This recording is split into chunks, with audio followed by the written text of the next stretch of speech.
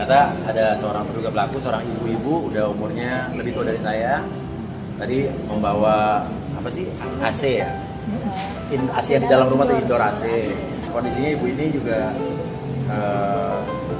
dia pekerjaannya tukang parkir. Saya mengambil inisiatif untuk saya yang mengajukan restoratif justice. Nggak usah sampai ke pengadilan, Maksudnya selesai di sini aja. Saya maafkan ibu ini, itu aja. Uya Kuya maafkan ibu tua yang jarah rumahnya, tukang parkir penghasilan 30.000 per hari. Presenter sekaligus anggota DPR RI, Uya Kuya, mengambil langkah mengejutkan dalam kasus penjarahan rumahnya di kawasan Duren Sawit, Jakarta Timur, Sabtu lalu. Ia memutuskan untuk memaafkan salah satu terduga pelaku, seorang perempuan lanjut usia, dan mengajukan restoratif justice kepada kepolisian. Kedatangan Uya Kuya ke Polres Metro Jakarta Timur, Rabu, 3 September 2025, itu tampak didampingi sang istri, Astrid, dan menjadi momen pertama ia muncul di publik sejak insiden penjarahan yang terjadi 30 Agustus lalu.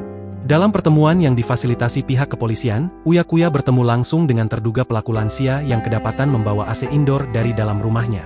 Dari dialog itu, Uya Kuya mengetahui latar belakang kehidupan sang ibu yang disebutnya memprihatinkan.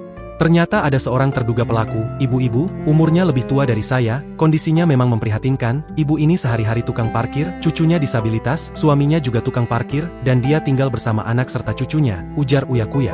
Uya Kuya menyatakan bahwa inisiatif restoratif justice datang langsung dari dirinya sebagai korban.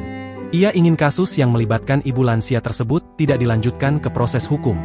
Saya mengambil inisiatif mengajukan restoratif justice, jadi untuk ibu ini saya maafkan, cukup sampai di sini saja, tidak usah dibawa ke tahap berikutnya, jelasnya. Uya menegaskan bahwa ia telah ikhlas atas peristiwa penjarahan tersebut, ia juga memahami bahwa sang ibu tidak sepenuhnya menyadari barang yang diambilnya. Ibu itu cerita, katanya dia cuma datang setelah mendengar rumah saya ramai, dia melihat ada AC tergeletak terus diambil, dia juga bilang tidak tahu itu barang apa, jadi saya memilih untuk memaafkan, ungkapnya. Meski demikian, Uya menegaskan bahwa langkah restoratif justice ini hanya berlaku untuk ibu tersebut. Untuk terduga pelaku lainnya, ia menyerahkan sepenuhnya kepada pihak kepolisian. Fokus saya hari ini hanya untuk restoratif justice khusus ibu ini, kalau untuk terduga lain saya serahkan ke pihak kepolisian, tegasnya. Saat ditanya apakah ibu tua tersebut merupakan bagian dari masa aksi yang sempat menggeruduk rumahnya, Uya mengaku tidak tahu pasti. Menurutnya, ibu lansia tersebut hanyalah warga biasa dengan penghasilan minim sekitar 30.000 per hari.